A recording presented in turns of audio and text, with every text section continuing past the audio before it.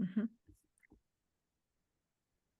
So I'm here tonight, or this evening, with Samantha Redford from the UK, and we're going to have a discussion about how the Watchtower organization goes out of its way to try to keep their members in a low state so that they don't feel good about themselves, and that the only thing they have to look forward to is the new system. So just a brief introduction on how I met Samantha is when I was still in, I was going to go to the memorial one last time just to please my wife. And I ran across one of Samantha's videos on her YouTube that explained the occultic ties to the memorial, and how that by passing the wine, everyone is actually rejecting Christ. And once I watched her video, I just thought, I don't want to go back to another memorial now, having that information and then rejecting the bread and wine. So I ended up not going. And then the next video that helped me out from Samantha was she made a video about the JW baptism, and how basically, like, we're being baptized to an organization, and that the cultic ties to it is that, you know, you're kind of like, in a sense, selling your soul by getting baptized in an organization, and that if you can do it, it's best to just break free. So after I watched her video, I decided that it was best for me to disassociate myself so that I had no connection to anything. And then I kind of just reached out to her based on how her information has helped me. So I don't know, maybe you want to just give a brief just description about, like, you know, how you woke up. I ultimately believe that it was God who woke me up, because I was born into being a Jehovah's Witness. I was born into a witness family, and even my great-grandparents already left the church in the local village and started to attend meetings by somebody in the village who had become a witness. So very, very early on, my family got involved. So for somebody born in to leave, especially because I genuinely believed it most of my life, the cracks started to appear probably about 4 years ago, and I only left just over 3 years ago. I think it was a number of things. I would say the absolute biggest breakthrough came when I understood Australia Royal Commission, and I looked at some of the videos out there. It's quite a safe one to mention to witnesses, in the sense that you can't really say it's apostate information, because it's in the public domain, and it was a government inquiry into how witnesses, among other organizations and faith groups, how they respond to child abuse. And it really, really shocked and caused a lot of headlines that this happened in Australia, when it was shown that witnesses had essentially covered up thousands of cases of child abuse over a number of years, over a period of about 30 years. And it was over 1,000 people were accused of being abusers, and it was 1,800 victims, and not one was reported. Not one had been reported to government authorities. Yet the brothers had felt that they were capable of dealing this within congregations. But because there's never a witness to child abuse, the cases never go anywhere, because there's never somebody else to back up what the child or young person is saying. So this really, and the fact that they resisted the government inquiry, they resisted in court, they lied in court, and they didn't want to join the redress scheme, which is compensating victims. They didn't want to acknowledge any responsibility or say sorry, and they sure as hell were not going to change any of their policies because of this. That just made me reflect on Romans 13, and the fact that it says very clearly that God places governments with authority for a reason, and you should cooperate with governments, and if you don't, you're resisting God. So I drew the conclusion that, especially the way they were responding, it was evident to me that they thought they're above law, they thought they're above government, which is God placed. And the fact that they were refusing to cooperate and refusing to change the way they do things showed me absolute pride, absolute disregard for the suffering of victims. And money talks. They only started to comply when they were threatened years later with losing charitable status, which would cost them millions in dollars, And at that point, they suddenly start to cooperate. So they don't give a damn about people's well-being, but they do care about their pockets and money and their bank accounts. And when I could see that so clearly, it's almost like I just drew the conclusion that they can't possibly have God's backing and blessing, and they can't possibly be Holy Spirit directed. And that, because the interesting thing is that 2 Catholic dioceses were also implicated in the inquiry. They signed up, they didn't resist, they took responsibility. And you know how Witness Organization loves to bash the Catholics. There's always snidey remarks, especially in old Watchtowers and Awakes, about the Catholic Church. Well, actually, the Catholic Church, yes, they have a problem too, but they are doing something about it when they get pulled up on it. Mm-hmm. So that's the difference. So that also made me chuckle that the witnesses made the Catholics look good by being less inclined to do anything or respond. Yeah, one thing that woke me up too about the Royal Commission is just Jeffrey Jackson's testimony as a governing body member. Ooh. And he flat out said that, like, basically they don't really believe they're the only appointed channel, or however it was worded. And, you know, we know that's exactly what they teach. In fact, if you question the governing body, you'll get kicked out as an apostate because they're God's representatives. But you could see that in a courtroom full of people that aren't brainwashed, that they were afraid to even say that. And so that really woke me up. And it's interesting how even some witnesses who I told about that, they still try to say it's apostate line. Like, it's you can look up the transcripts, but that's how brainwashed they are. Yeah. You can look at snippets. You can look at that interview online and hear him say it himself. Yep. And another thing too is that everything that they asked him, you could tell he was like a professional liar. Like, he couldn't answer any question whether yes or no. Was like, he could like outthink every little thing he was saying, and like you could tell he was a really like a good liar. And I'll give credit when credit is due. The way he was lying is like, he's a professional liar. He didn't answer any question like just straight up. Everything he had, like, he tried to twist. But certainly not a man of God. That's how they respond in court. So I have it on good authority from somebody who often assists in court cases against witnesses, that this is something he briefs the legal team on. Whatever you want the brothers to say, you ask the opposite, because they will always lie. It's a reflex. It's almost like a reflex in them that they will lie. And of course, who is the father of the lie? Satan. When you're lying, who are you channeling? Satan. Yeah. According to their own beliefs, in a sense. Absolutely. So I love the fact that I grew up as a witness, because I know all the crap they teach inside out.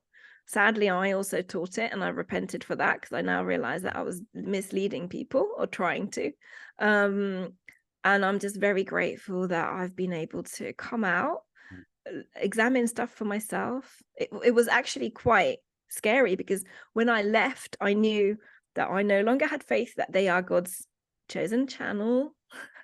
I'd seen evidence against that they're not good people. Not really, they pretend to be, but the guys at the top, don't get me wrong, individual witnesses, many of them lovely, they're just been misled badly, and often for sad reasons. People often become witnesses because they're vulnerable and they're seeking for something. They're seeking for belonging, community, connection with God. If they don't have enough information on the Bible, the witness teaching is nicely packaged. You're sold paradise. So what's not to like? Then you go to the meeting, everybody's friendly. What's not to like? And there's no option. It's either you have paradise or Jehovah kills you. So it's a no-brainer if you believe that.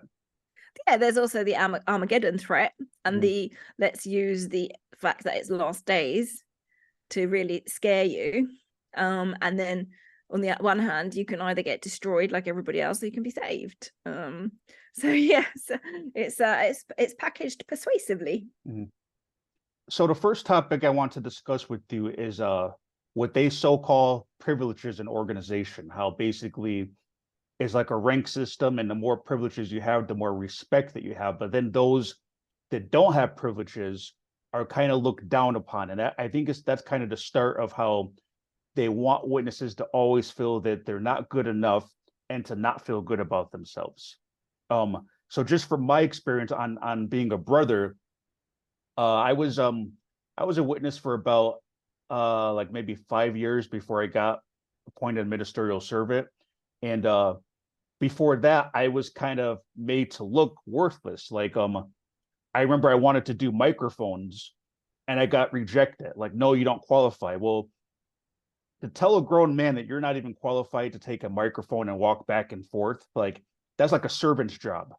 But that training, or the way they put like all those status and ranks, like you got to get approved to do microphones, it basically, from a brother standpoint, it makes you feel like crap. So then like you feel like, well, you need to have these privileges in order to feel good about yourself. And then brothers who've been in organization a long time, they are kind of left feeling like low self-esteem, right? You're not good enough. And sometimes you'll get people that will say, oh, what's wrong with that brother? He's not a servant yet. He's not an elder yet, you know. And then when I finally did get appointed a servant, after so many years, people started to kind of look down on me because I wasn't getting appointed an elder. Like, oh, well, you've been a servant that long, you know, why are you not? And this brother gets appointed. And I think when you have a rank system like that, it really just makes people feel that they're not doing enough. And you know, it just keeps you in a low state. Like, you know, again, some brothers told you can't even run microphones. But from a sister standpoint, what is your experience as far as like feeling like your worth is based on, you know, whether or not you're pioneering or, you know, what you're doing in a congregation? I think as a sister, there's two aspects to it. As a sister, really, ideally, you're a pioneer. And then you get a little bit of acknowledgement and status. I knew someone who left the organization just after me. And even after leaving, would frequently mention, this is a female, would frequently mention that they pioneered 30 years. And it kind of broke my heart because I thought, well, now we know that that was kind of essentially pointless. God is going to see that you tried and you had genuine reasons and motives for doing it. But I think it was that person trying to convince themselves that they didn't waste that time. And I'm sure they didn't. I'm sure there was a lot of learning that came from it. But as a woman, that's all you can necessarily possibly claim, is that you've pioneered X amount of years. And what's really sad about anybody who does full-time service is a pioneer, is a Bethelite, is a circuit overseer, district overseer. The minute you stop, you're zero again. So it's only as good as what you're doing currently. If you're pioneering 10 years, then your health completely goes. You can no longer pioneer and you can barely get to meetings. You are forgotten in weeks and months, and nobody gives a damn about you. That's the reality. They might sometimes remind people, oh, they used to pioneer. They did it for 20 years. Oh, that's amazing. But what they're doing now, barely getting to meetings. Okay. So they're now of no consequence or value. So it's very much works based. The other thing I'd say about being a female is if you are a female in the organization on your own and you don't have a husband or a father or brother who is an elder, you are very, very vulnerable. So as a woman, it only really works. The whole system only really works for you if you're either married to an elder, or your dad's an elder, or your brother is an elder, because you need a male who is an elder to protect you. They will not come for you if you've got an elder in the family. So you are less likely to get disfellowshipped. You're less likely to get into big trouble. If there's a man in the family that has got a position in the organization, can protect you. The absolute most dangerous place to be in the organization, in my opinion, is a female on your own with no male family members in the organization. You are absolutely defenseless if anything happens. If anything goes wrong, you are absolutely defenseless in the most awful way. And I think that was a horrible thing to realize looking back. And I had a taste of that. So growing up, my dad was the presiding overseer, or now they'd call it a coordinator. So I actually, without even realizing really as a child, I had a degree of status because of my dad in the congregation. And I used to remember that I had a best friend at the time whose dad was not a witness. So obviously she was quite defenseless. Her mum came with her and her older sister on their own. And she was a bit nervous to play with me even and say things to me because she thought it might go back to my dad. So it made me a bit scary. Then fast forward to when I was a single young woman living in another country on my own. because I was quite brave and I did that. Then nobody knows me or my family, so I'm a question mark. So I was viewed with suspicion. Then when I got married, I married somebody who had been disfellowshipped. So I didn't really make the best choice. Ideally, I should have married perhaps an elder or a Bethelite even. That would be the ultimate for sisters. And you often get really awful men. Let's just be honest about it. You get really awful men that have made it to be an elder or a Bethelite, and they get an amazing wife. That in the real world would never happen. They would never get that woman in the real world, but they will in the witness world, because men are given so much position. It's a men's club, really, a boys' club. And for a man, it's actually quite a good place to be if you can manage to swing yourself into being an elder, because then you've got huge control over people's lives. You can destroy them by disfellowshipping them, and you can do it for petty reasons. So I would say, I'm not saying all elders would maliciously do that, but there are instances, and there is the framework in place to do that. So that's questionable already. And to be an elder, you're part of that. But yeah, it does crack me up sometimes to think of some of the couples in the organization. And that makes me think, sorry.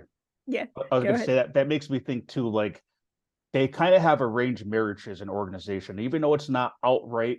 It's kind of like what you said, because you have these men that are elders, and they get these incredible women because it's like arranged, because the sister is kind of told, well, this is what you need to look for. You should marry a brother that's doing this and doing that. So it's like a sister's not really concerned with does he make me feel good? It's more so like, oh, well, what privileges does he have? Is he this? Is he that? And then you can't really, they expect you to have a chaperone when you date, so you don't really get a chance to know the person that well. And then when you get married, it's kind of like arranged for you. You married based on stats. So you do.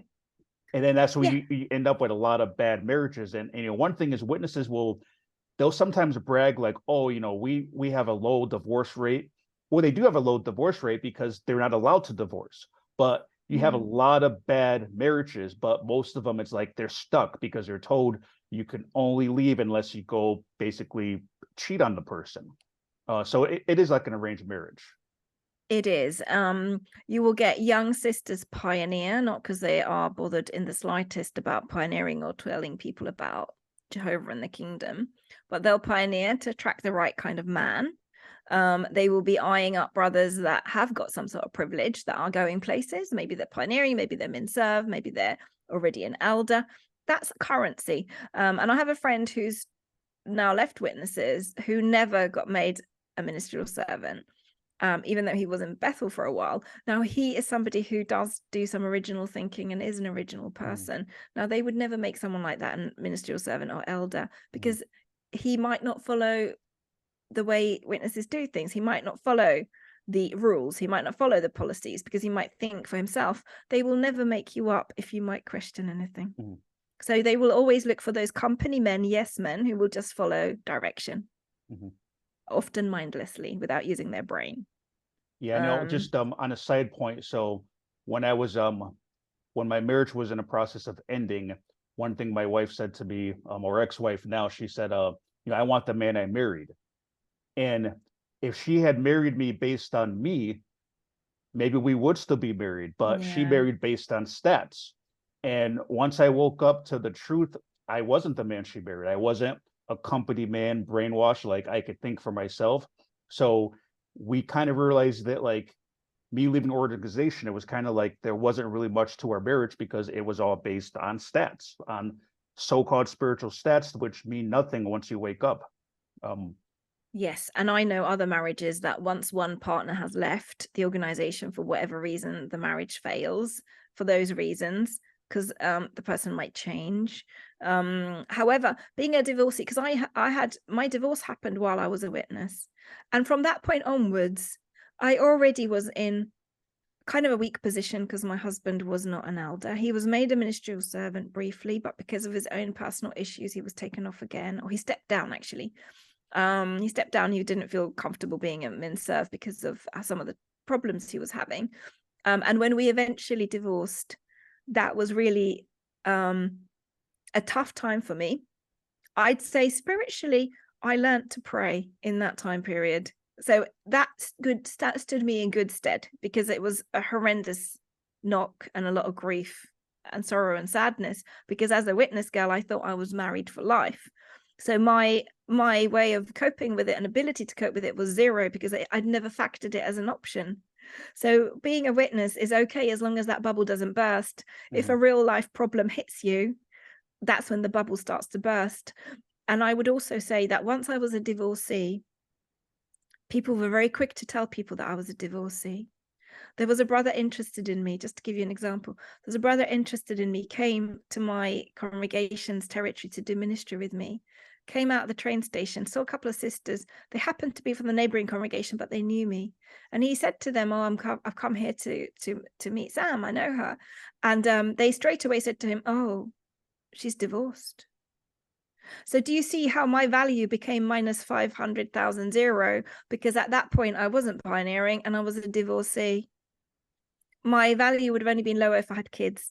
If I had kids and I was a single mom and a divorcee. Can you imagine what hell my life would have been in the organization? And there's plenty there that are in that situation, and they are still expected to do every rule and work for that setup with very little, if any, support, because everybody's too busy. So, but it was interesting that was the only thing they knew about me, and they thought was worth telling him. By the way, she's a divorcee. She's divorced, and there's all sorts of implications to that. And it's all about stats too. That's the thing. It's not who you are. It's well, this is her status. She's not pioneering, and she's divorced. Yeah, actually, ironically, it was after my divorce I did pioneer for a bit. And that's kind of a different story. But that was the first time in my life I pioneered, because I'd never had the circumstances. So I'd always felt that I wasn't as good as other people because I hadn't pioneered. So isn't that interesting? It's interesting that and I'd actually done plenty of things that, looking back now, were of value and were impressive, but I couldn't share them with people. In my early 20s, I had a very good job in central London. I kind of just landed into it. I couldn't really tell people what I did. They thought I did admin. I was a secretary. And I had to keep it that way because I didn't want to be seen as somebody with a professional job, especially as a female. It would imply that maybe I'm not humble because I've got a real job and prospects and a career. Yeah, and with that, just to add to that point too, is that it's like everything is inverted, where the people that we were told were spiritually weak are really the people that are mentally strong.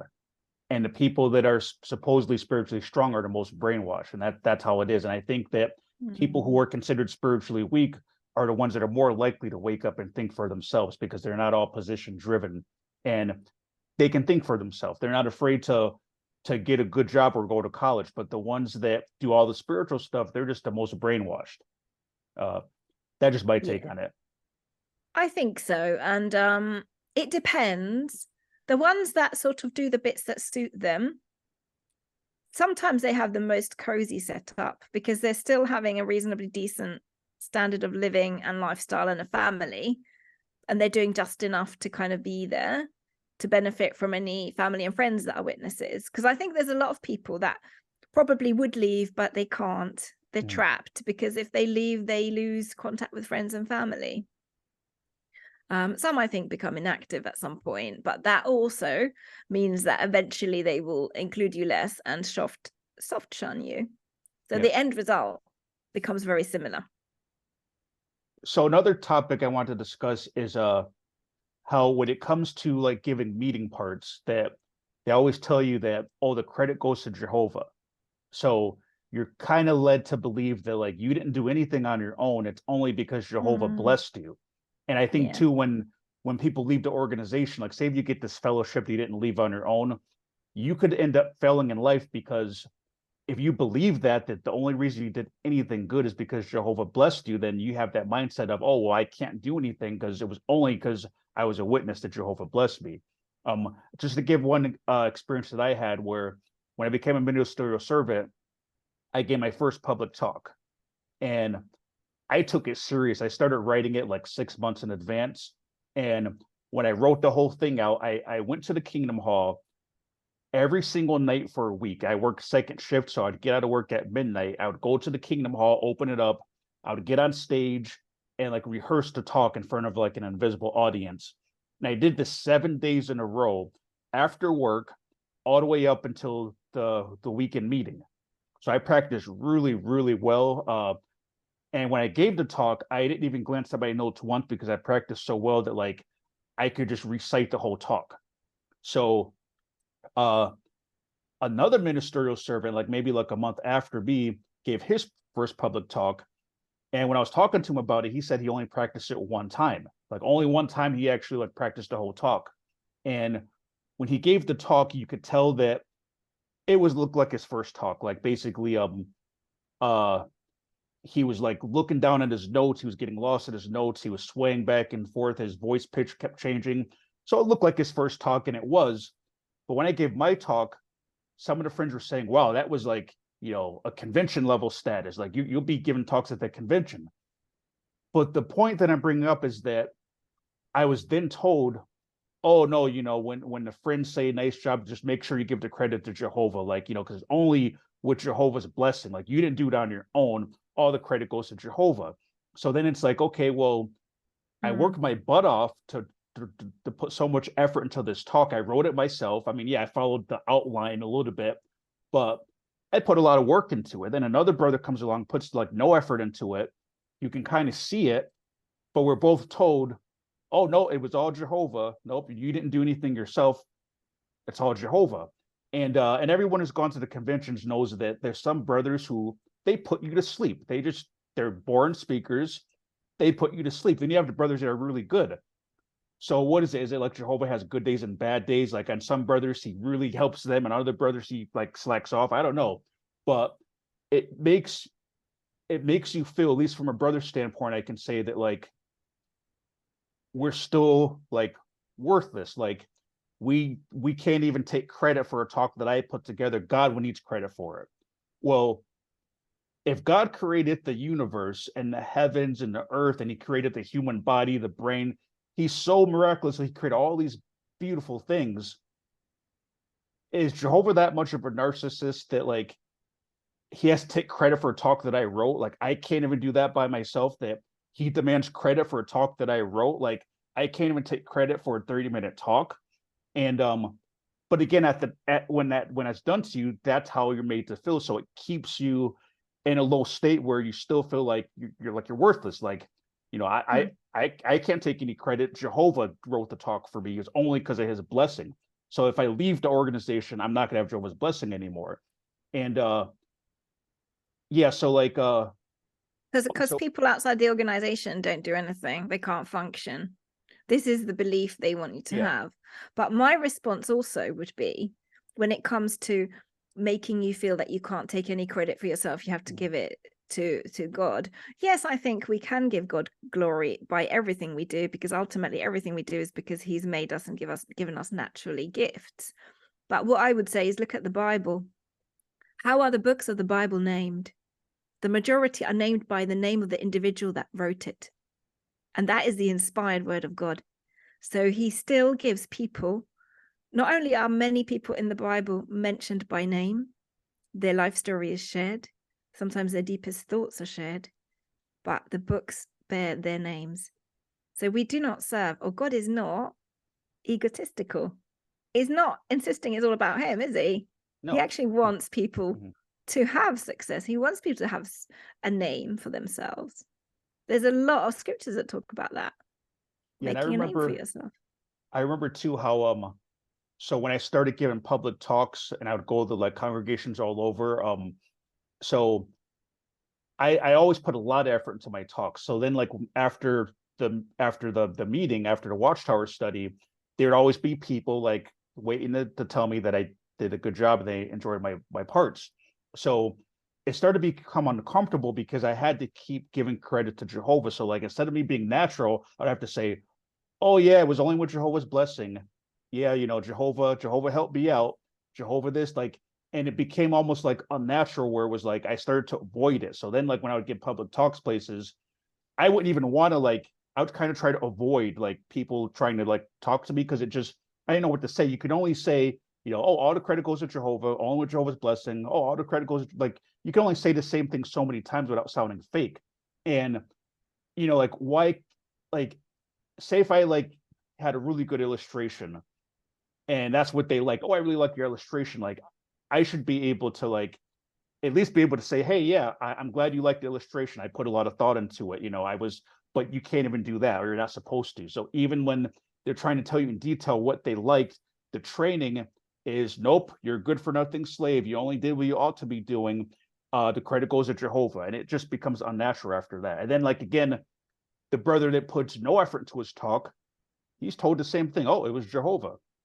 Yeah, exactly. So but I think it's interesting you mentioned the good for nothing slave, because that is something that is used to keep people, like you said, in a very low place, that you're constantly reminded that you're this terrible imperfect sinner.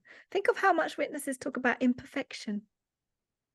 Now that I've been around other Christians, they almost never talk about that. Do you know why? Because God created them and God does things perfectly.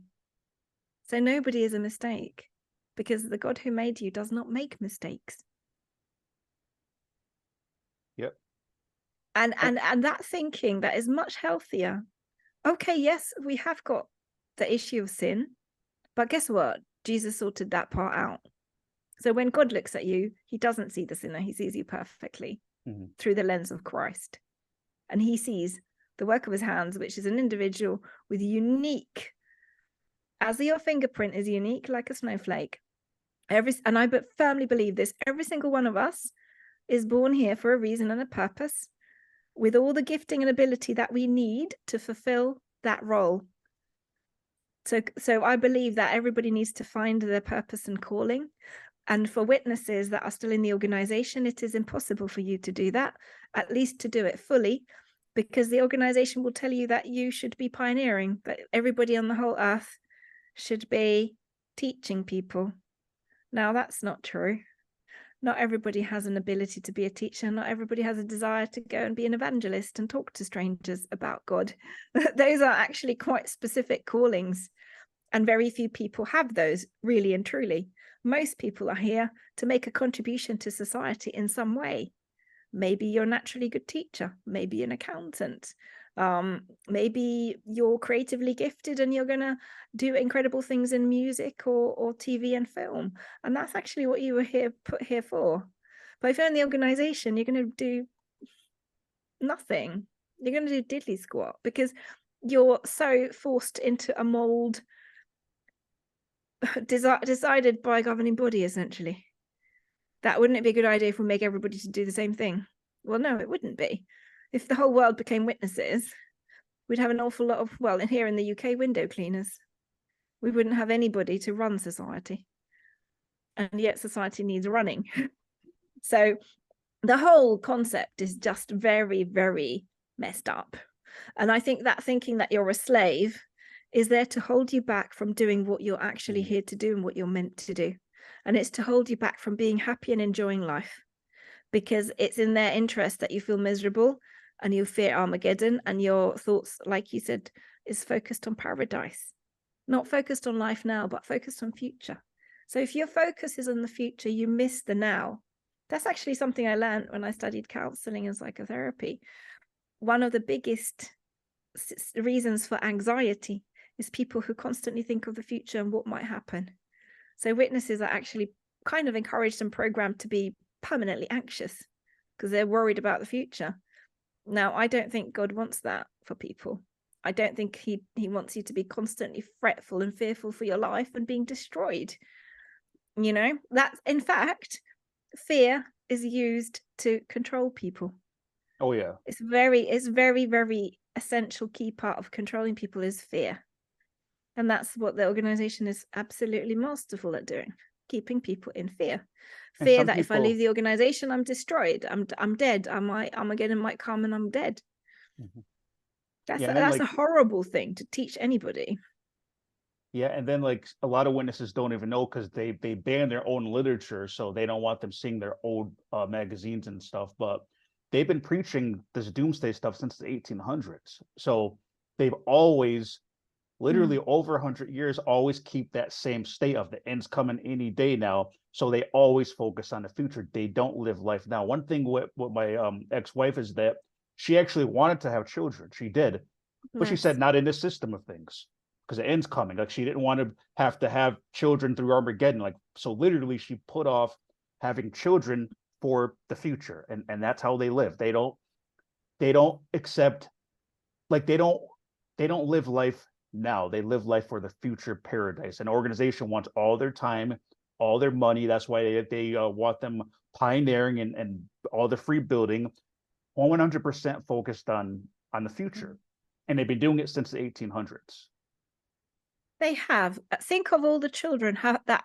So think of the losses for society. Thankfully, witnesses are a small group. But worldwide, they're now 8 million. That's quite scary. Because that's 8 million people plus who have turned down having an education in many cases. They have married a person they felt obligated to marry because, like you said, the stats match. So they're in often quite miserable marriages. And you notice it. I noticed in the last years I was a witness, whenever there was an article on marriage during the Watchtower study, hardly anybody put their hand up. And as a divorcee, because by this point I studied counselling, I understood why. They're in miserable marriages. They don't feel they have freedom of speech on the subject because they're struggling. And of course, you're going to struggle in a marriage as a witness. You don't have an identity of your own. You're a good-for-nothing slave. You don't really love yourself because you're constantly reminded of how terrible and sinful you are. You're never good enough because you're never going to be doing those pioneer hours, or even if you do, it's at a cost of many other things. What have you got to give your partner? You barely got time for them because you're too busy slaving for the organization. You're not slaving for God. You're slaving for an organization, a word that doesn't even appear in the Bible. Yeah, one thing I think It's scary. It's actually scary how many lives they've destroyed effectively because you don't have a career. You don't often own your own home. You live on a very low income. That leaves you quite defenseless. You're possibly in a bad marriage. You then don't have children because of fear of Armageddon, which might not come your whole life. So you get to 70, 80, and what do? You look back, you've lost your life. You've done nothing with it. And I believe that's the biggest crime that witnesses commit, is they rob people of what they're meant to be doing, having a family, having a life, doing something meaningful. Knocking on doors endlessly is not meaningful. Who are you helping? Really, who are you helping? You're going to get help an very little organization. response. That's all you're You're helping. helping an organization, exactly. You know. So another point I wanted to get your opinion on too is the real reason they don't want them celebrating holidays. Like they have excuses, oh, they're connected to this, connecting that. But I feel it really comes down to that they don't want them having fun or feeling good about themselves. And the only thing they really have to look forward to is witness stuff. Like for example, the memorial is considered like a holiday to them. You know, like my wife would go out and get a new dress and stuff like that every memorial. So like that's like the only day that they're allowed to kind of celebrate, but it's not even a real celebration. So No. one thing I noticed is that I went to 2 graduation parties. I've only been a witness for about 12 years. And so I've only went to 2 graduation parties. And the first time I went, to me, was like a Jay-Z concert because they went all out.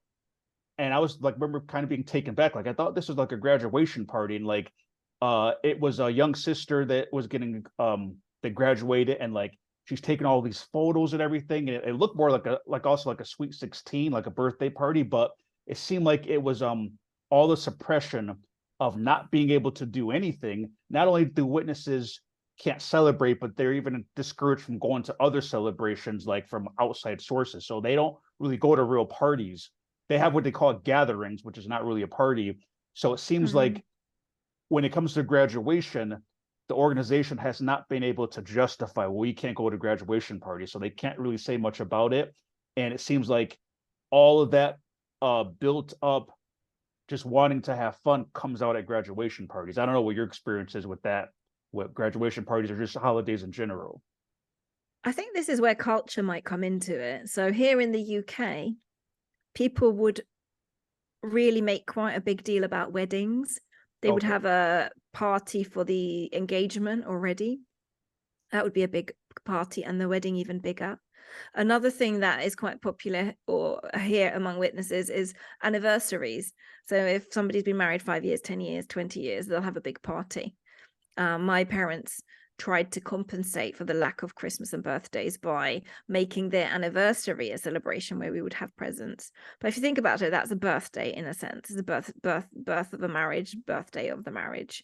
So, you know, It is a um, birthday, yeah. it is a birthday, Same and idea.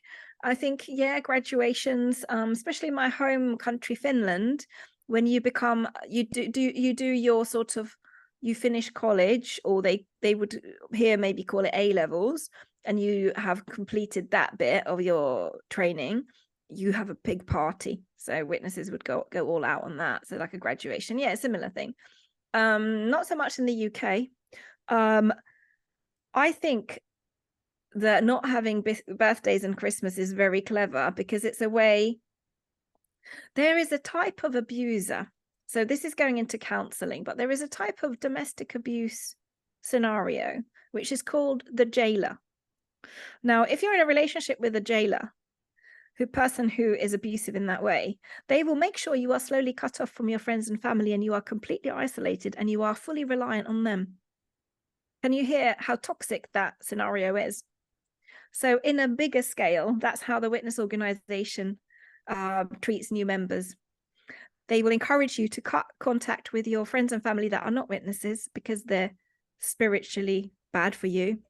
They will ensure you never see them by making the claim that birthdays and Christmas are pagan. So you never see your friends and family again, and you are fully reliant on the witness organization and the congregation, any friends you make there. It's a very clever psychological isolation technique. This is what I believe it to be. And the no Christmas, no birthdays is a part of that. Yeah, and I can never get a straight answer. Why is it so bad to celebrate Thanksgiving in the United States? Because that's a big holiday in the United States, and no witness in 12 years was able to really give me a straight answer. Christmas, okay, well, Jesus wasn't born then, or Halloween, but there's certain holidays that they don't even really have a reason for it, but like it's still wrong. You just can't do it, and they can't even give a straight answer why. But yeah, it seems like the whole thing with cutting the family off, like, yeah, it's very designed. And when I was leaving, I remember one sister says to me, she says, you're gonna lose everything, right? And I said, yeah, I already thought about that. But what I wanted to kind of say was, yeah, that's why it's designed that way. So you lose everything. It That is. also, yeah, it also keeps you in, because there's people who they call PMO online who they say like that's the reason that they're still in, because they're going to lose everything.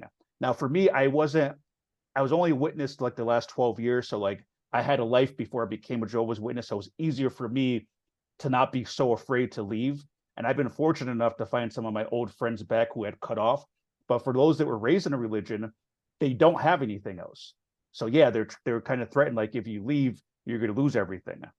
Yeah. But yeah, I think you're right on point too with that. Like they don't want you having fun. They don't want you feeling good about yourself. And yeah, holidays are a big time that you always get together with family. And you're also reminded when you get together with family that you have loving family, but not when you're a witness.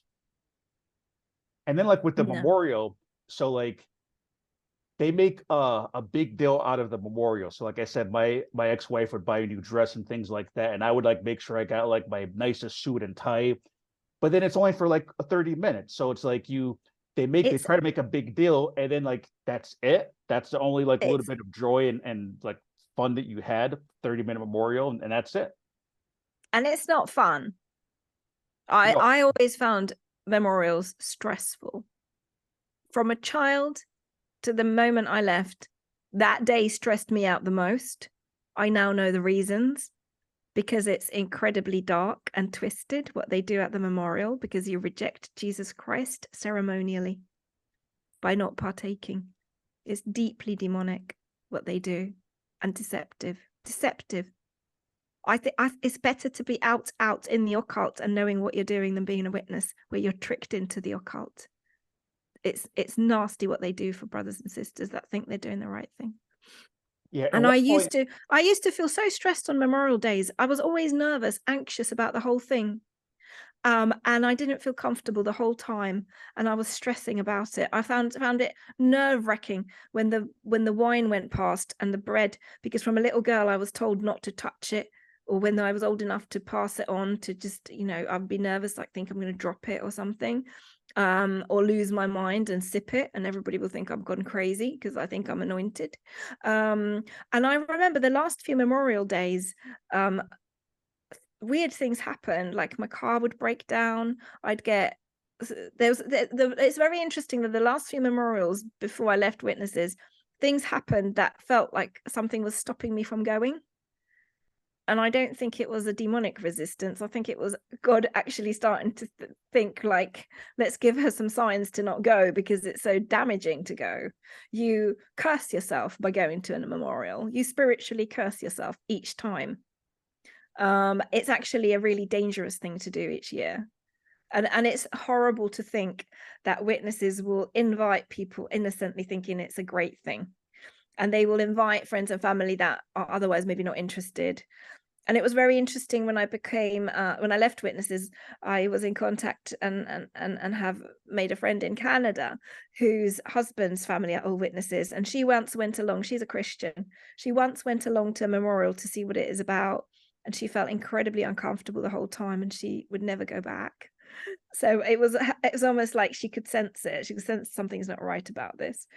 And many people that leave, many witnesses that leave, figure it out that there's something really wrong about the memorial. Yeah, it's funny you mention that, because I remember having situations like that too, where like everything goes wrong Memorial Day, but we're taught to believe it's Satan trying to stop you because it's so important. But like you said, I think It's yeah, probably Jesus trying to stop you, sending angels to give you signs, like, yeah. don't go. It's like there's probably a massive tussle in the spirit realm, because many witnesses are very precious to God. Let's be clear on that. Many witnesses are genuine, precious children of God. They just don't know it. They're They're just made to feel brainwashed. that they're horrendously They're sinful. brainwashed and they're held captive and they're brainwashed. But They are. That's it. That's it. They are captive. That's and the perfect way to describe it. They are held captive. They don't even realize. and I thought of a couple points too about the memorial thing too that kind of shows there's something wrong Mm. with it. Is that so the majority of people don't partake anyway, because they say only the 144,000, which are like almost never in a congregation. So if you already know the majority of people are not even going to take it, one, why not just have the bread and wine at the table?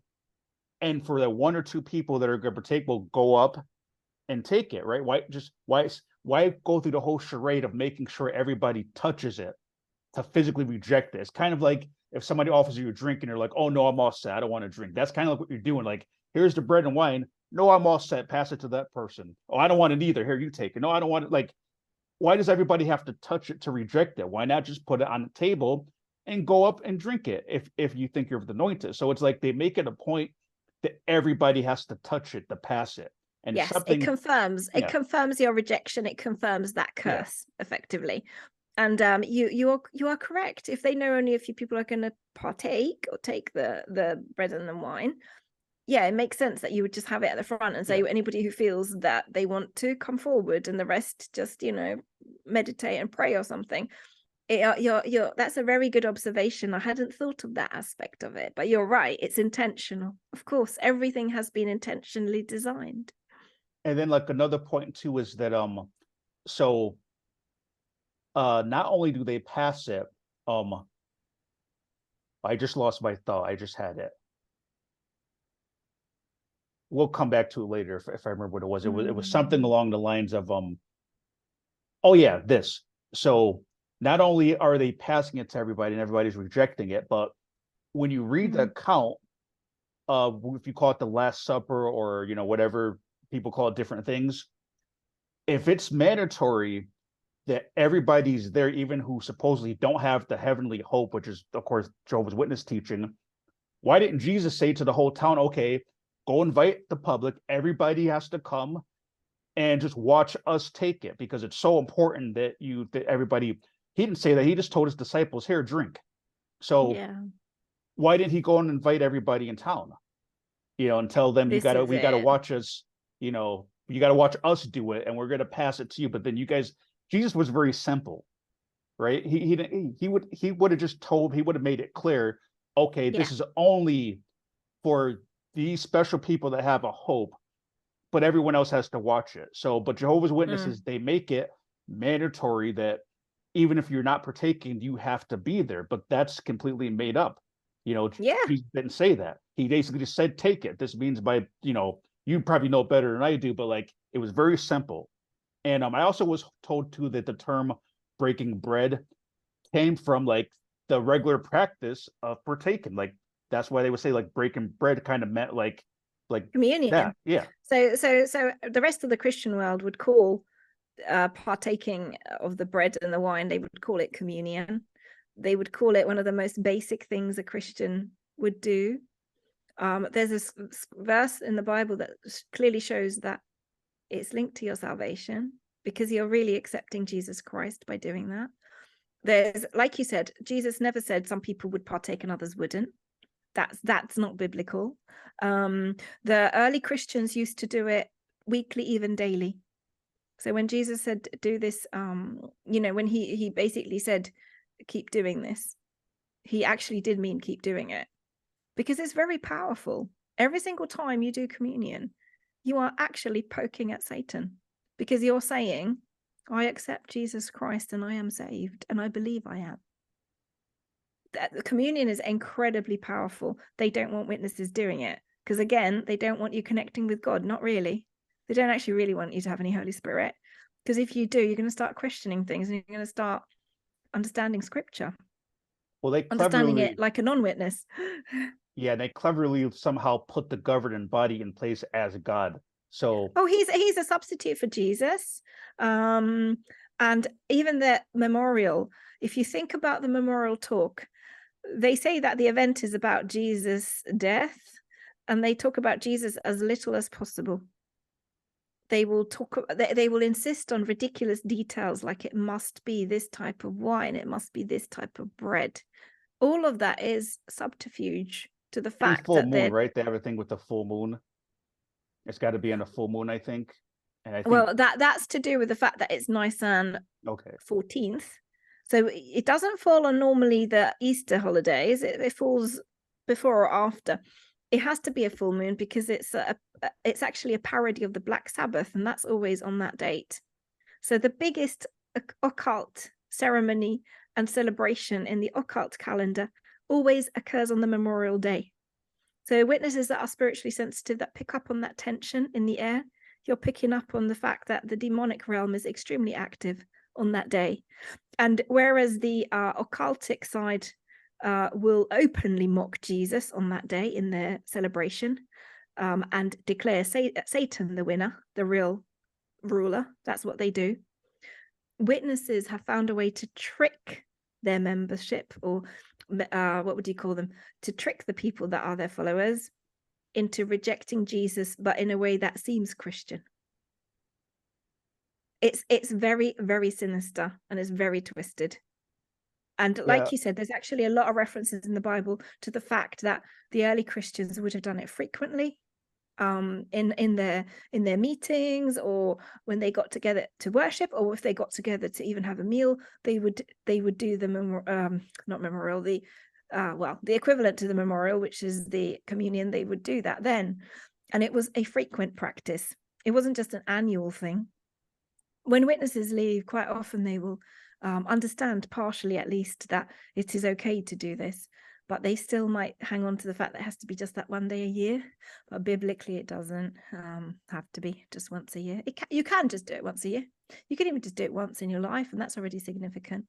But yeah, it's very interesting with that. It's a very interesting thing they do.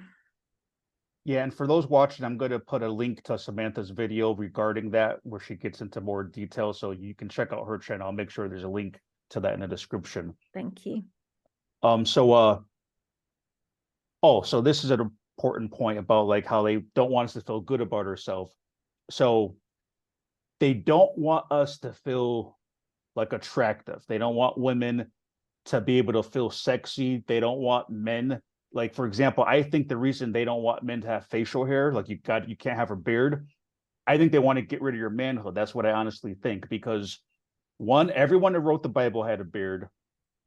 And what's really like, I want to say narcissistic and gaslighting is that like when they depict Jesus now with the 144,000, he has a beard, a gray beard, and all the 144,000, they all have a whole mustache and beard, yet they still telling us that we can't have a beard.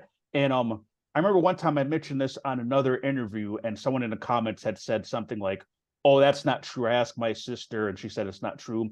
I just want to say that there are certain congregations and areas where they don't really enforce it.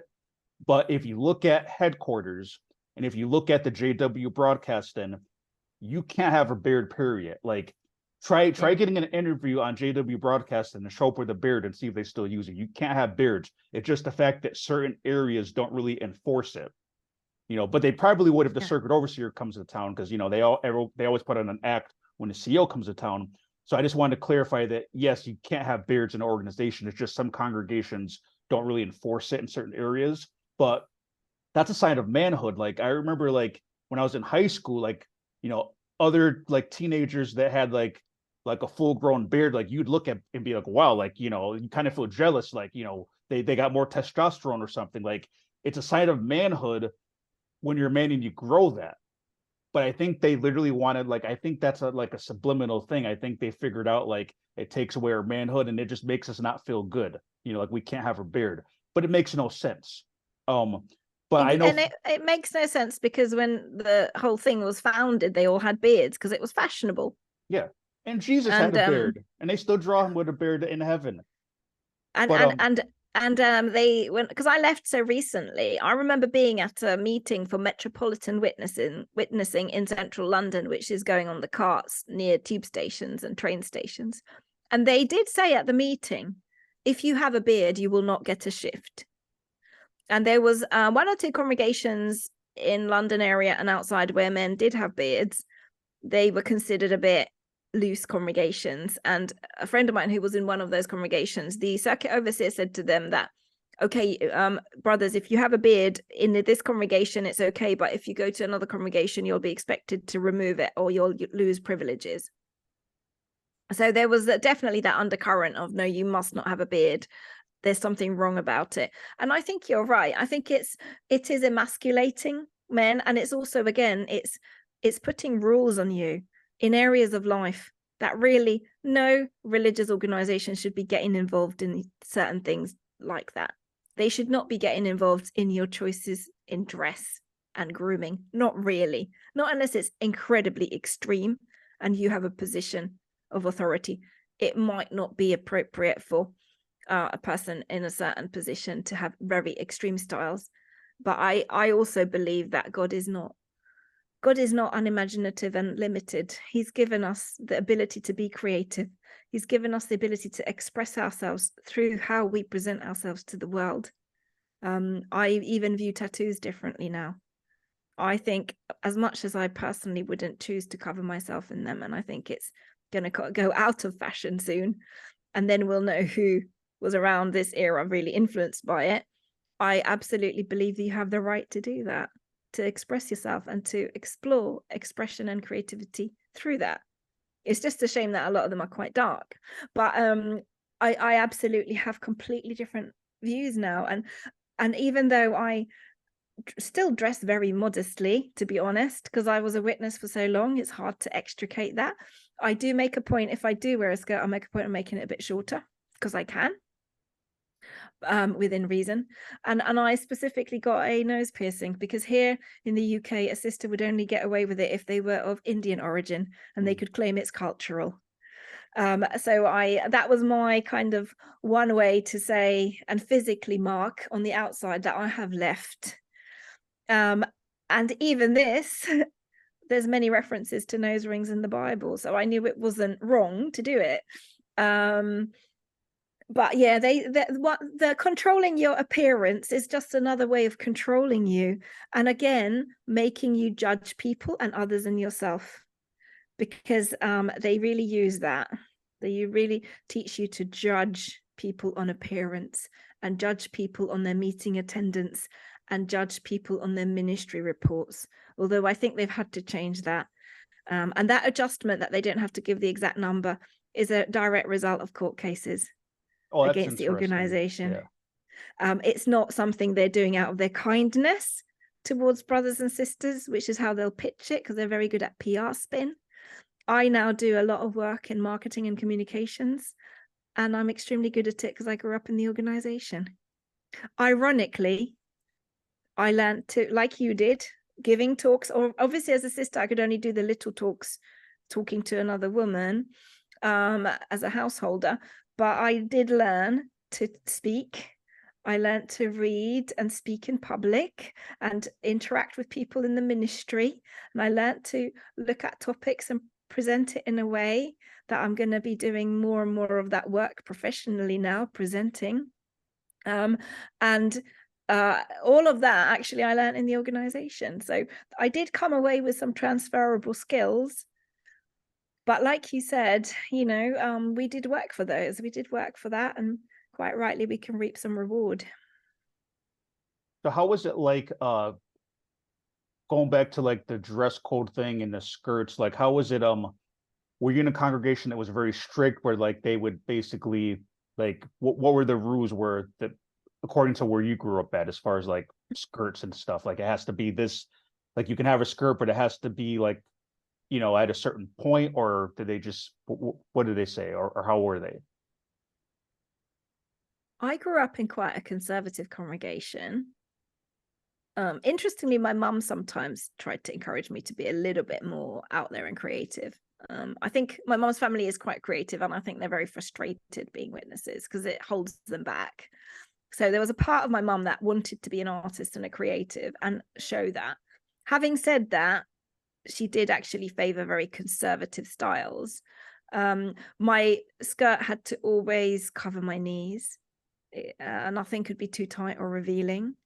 I once got counseled as a very young woman when I came to the UK. I was a student because mum wasn't cooking for me healthy food. I put weight on, and I went to the book study in a skirt that was a bit tight because I'd put weight on, and they counseled me afterwards. And I was really mortified that I was counseled for having a skirt that's too tight. I didn't wear it again. I've always been quite conservative, even as a witness, how I dressed modestly. Even now, I actually am still struggling to really express myself through clothes. I made a point of no longer wearing dark colors after I left, because as a witness, my wardrobe was black and gray, which it is for a lot of people in London, because in this big city, it's practical. But I now purposely have gone through choosing brighter, lighter colors because it's symbolic of the fact that I have left something dark behind, and I feel like my life is now filled with light and positivity. I was laughing with somebody the other day that the witness narrative, which they will sell you, is that people who leave the organization, especially like a woman who leaves the organization, well, she will instantly become a crack whore. You know, that's kind of the picture they paint of people that leave, that your life is miserable and you will end up on drugs or pregnant or immoral or terrible things will happen. That's not true. It Yeah, can and be for some people. It can be for some people if they buy into that narrative and carry it with exactly. them when they leave. So it's That's the trick. very important to change your mindset and to challenge what you've been told, because it's a protection for you to understand that there is life outside. You can actually live your true purpose by leaving. You can discover your true God-given purpose by leaving the organization. He can do that for you. I know so many people that have left, and within a year or months, they've been given incredible opportunities to do things. I've got a friend who's now at university, always wanted to go. In the organization, felt compelled to pioneer instead. Now is doing a degree he only ever dreamed of.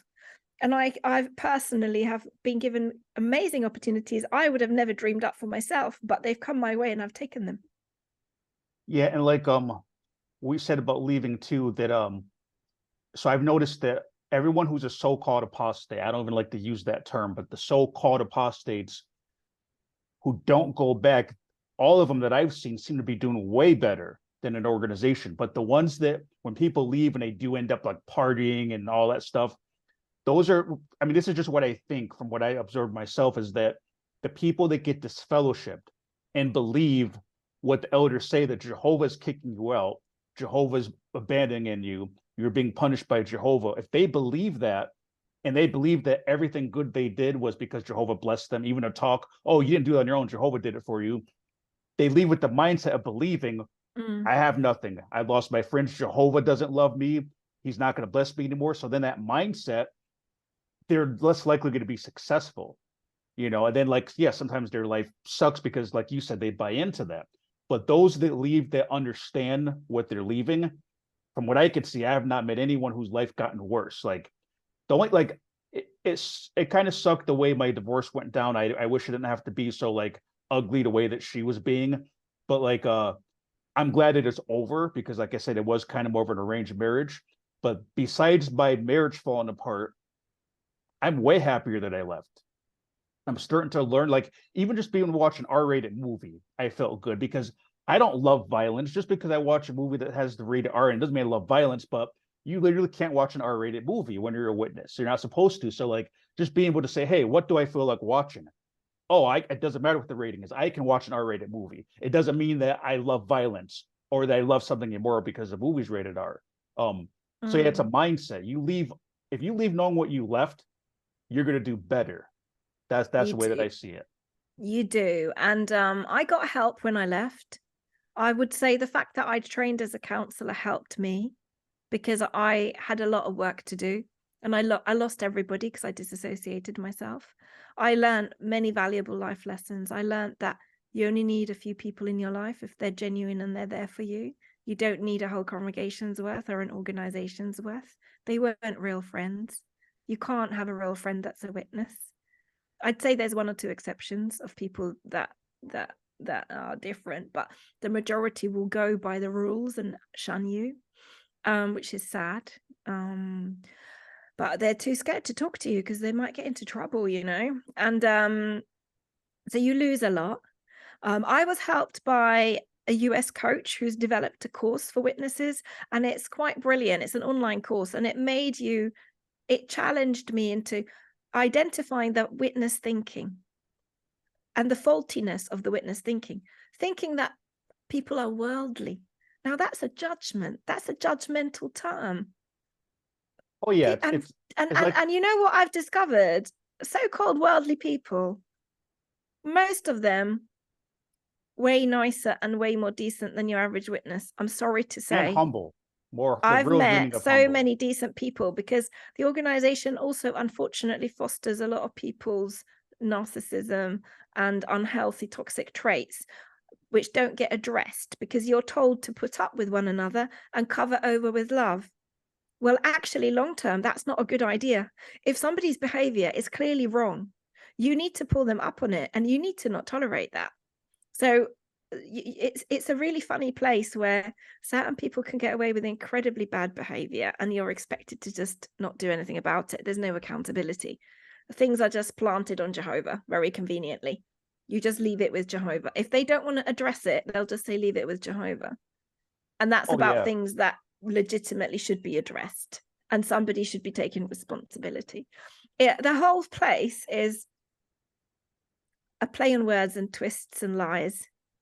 And when you come out of the organization, it's important you start to figure out who you are, especially for those that are born in. I think for you, because you weren't always a witness, it's going to be easier and it's going to be quicker.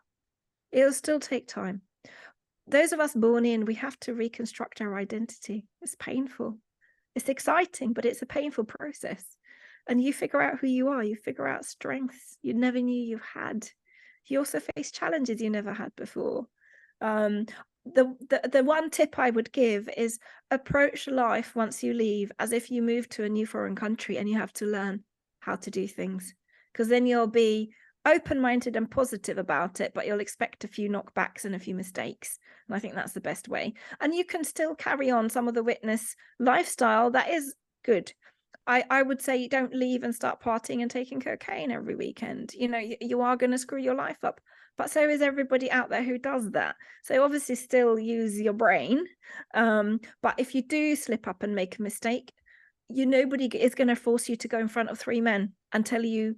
And especially as a woman, I would put it out there that if you as a woman were expected to attend a judicial committee with 3 men asking you about your sexual activity and in detail asking you to describe it, I would say that is something to address under the Me Too campaign. That to me is sexual abuse in itself. And I would say that I would actually love to put it out there that any young person who was forced to be in a judicial committee and share details of their life, that's abuse. Any female, especially young female, that's expected to go on their own to meet 3 men and tell them things about sexual things they've perhaps done, that's abusive. And that's really quite twisted. There is no biblical, scriptural reason to ask for that kind of detail of anybody to tell them. And I actually think everybody that has had that experience as a witness, you could go back and sue those elders for damage. Yeah, and I And I think think that everybody should. I actually think everybody should, because there's so many things they do that really need to be questioned. and I think that's And twofold. I think the purpose is, one, they want to make you feel like crap because you sin, so they want to humiliate you like deliberately. But then I really think there's some perversion with it too, because if a they woman get is, pleasure from it. yeah, They're if a, men. They're men, if especially if you're an attractive young woman or sexually attractive. Them, you having to tell them what you did, a man's mind is going to go there at some point, whether they're married or not. Most of them are married. The man's mind is going to go there. Men are men. And then like, sex is weaponized in the organization like nothing else. It's used as a weapon. So I'd say everybody that leaves, probably, especially if you've grown up in it, you probably need psychosexual counseling, because your thinking around sex will be so twisted and perverted, unfortunately. Yeah, it's a deep subject. yeah, and another point I want to mention, going back to what you're saying about how you're kind of told, oh, cover over people's sins, or forgive them, which of course we need to forgive. But as far as like, you end up not having, like, you end up being stuck with toxic people around you, because you're told they're all your friends, because these are Jehovah's friends, so these are your real friends. So like, I remember there was this brother, and I'm not judging him, but his background is important to understand. So he used to serve as an elder, and he lost his privilege as an elder, and his wife ended up leaving, and his kids ended up leaving the organization. So he kind of lost his whole family. But I'm not judging him at all. But the thing was, this brother, because that was his experience, he just had a tendency of always being in other people's business. And I think he was doing that to make himself feel good that his life fell apart. So he was just really, really nosy and always in other people's business, just like a toxic person, a person where if you don't feed off of drama, those type of people make you feel uncomfortable. So I hated working with this brother.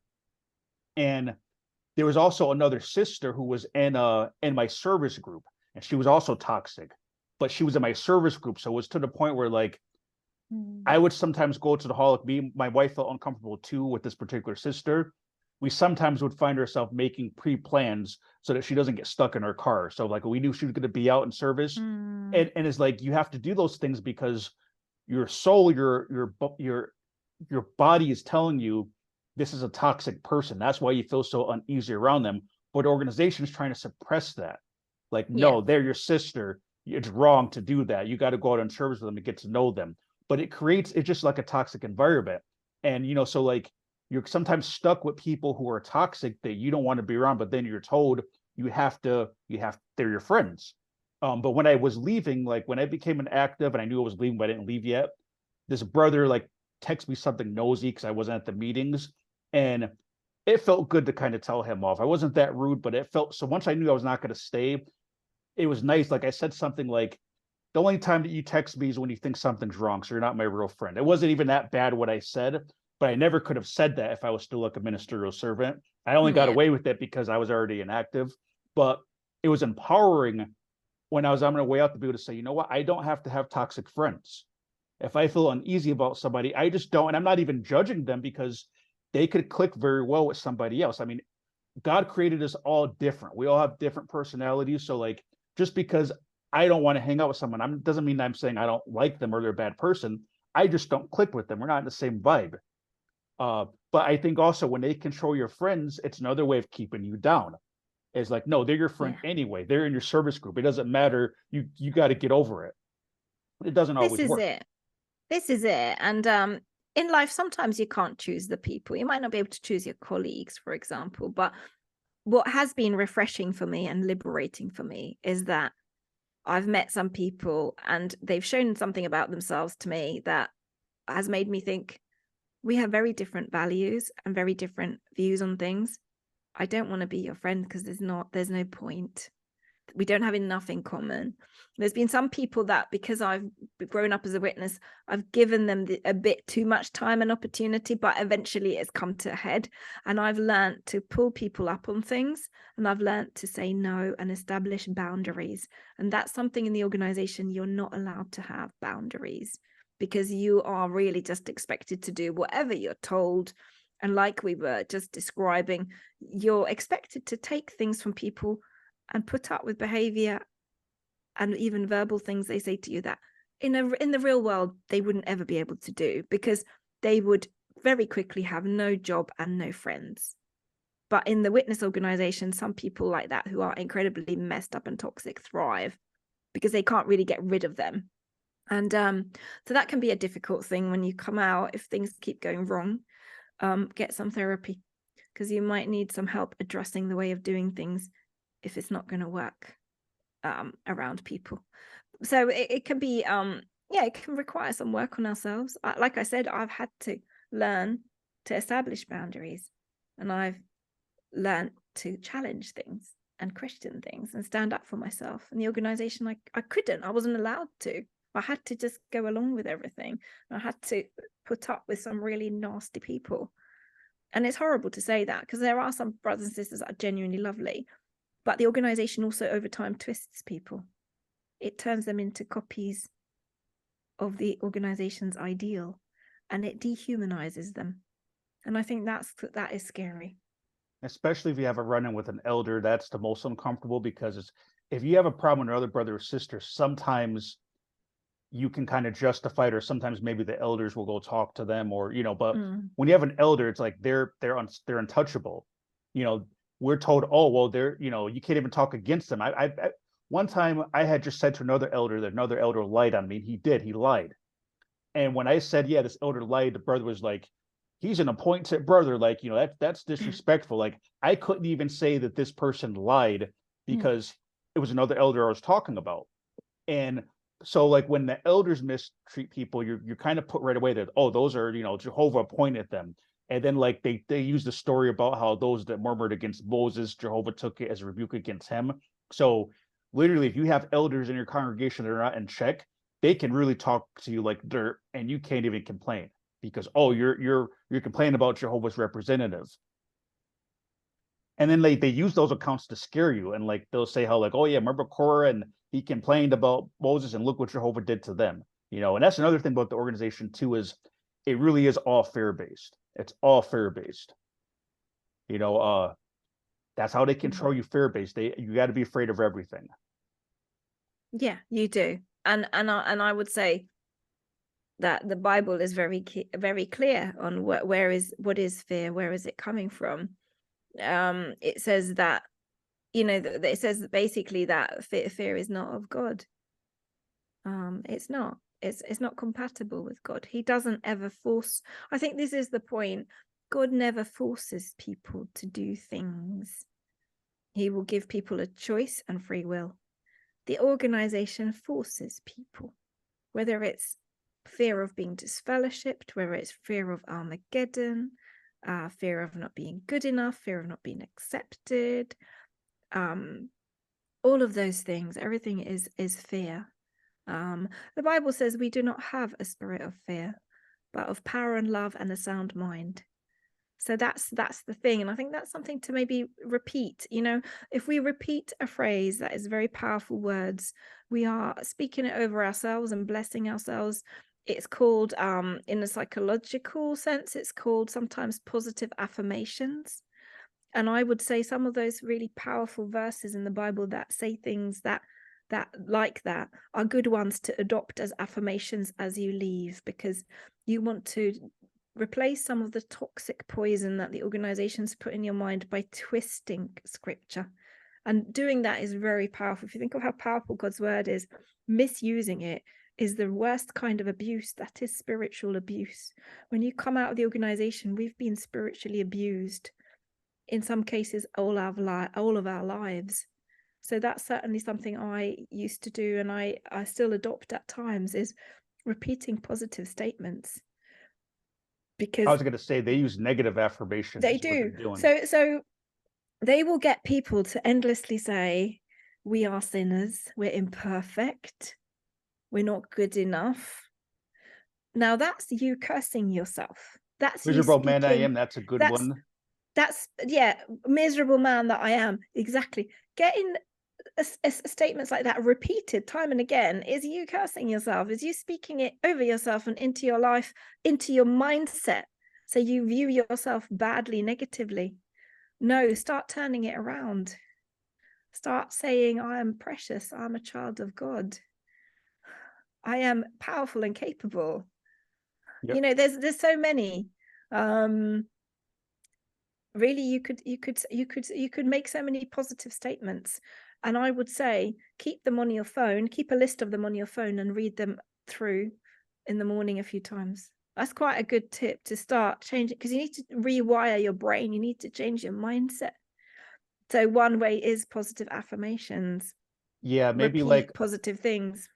yeah, I've actually been doing that. Maybe like we can I can talk to you off camera about that more so, but something I just discovered is affirmations and they actually work. It sounds like hard to believe how can just repeating that, but it does. It's like you're brainwashing yourself back to normal because they're brainwashing you to feel not good about yourself. Yeah. But there's three more points I wanted to just go through quick before we end. One of them is oh yeah, so the funerals of Jehovah's Witnesses. So I think that's the ultimate insult of being a witness, that like once you're dead, and I hate to say it kind of blunt, they can't get anything else from you. And it's like they're still trying to think, what else can we extract even when you're dead? So then they use the funeral to try to play on people's emotions who are not witnesses. And it's all about preaching to the people there who are not witnesses, because they it's a literally, sales pitch. yeah, It's a sales pitch. It's not about the person that is died. It's exactly. a sales pitch And like for paradise. they will talk about the person that's died like between 5 and 10 minutes. I heard some brothers say that the outline actually only has like 5 minutes, but usually they go more than that.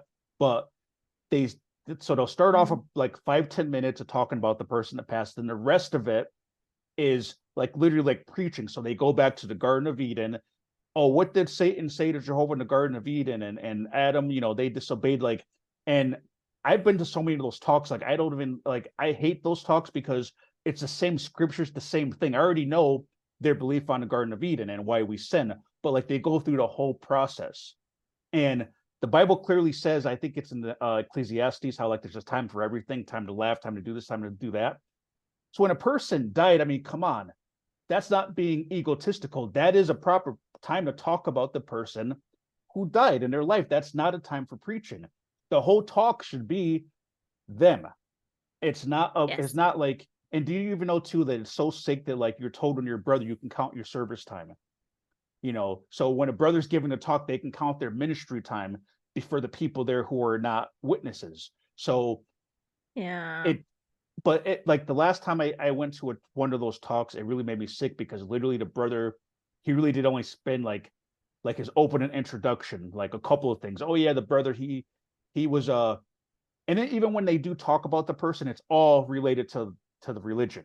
So it's not like really much about their personal life. It's like, oh, they were a pioneer for this long.